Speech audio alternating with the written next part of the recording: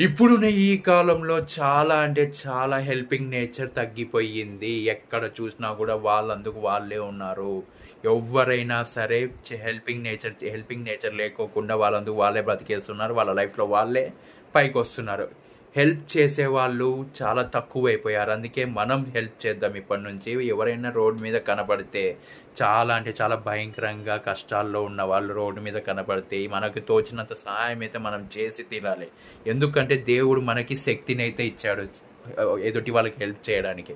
So, మనం గూడా అలాగే హెల్ప్ చేసి తీరాలి. ఎందుకంటే దేవుడిచ్చిన పనిని మనమైతే చక్కగా నిర్వహించాలి. అంతేగాని వాళ్ళకి సహాయం చేయకోకుండా పక్కన నుంచి వెళ్ళిపోవడం చాలా తప్పు. దేవుడు అస్సలు అలాంటి వాళ్ళని క్షమించడు. ఇప్పుడే చెప్తున్నా.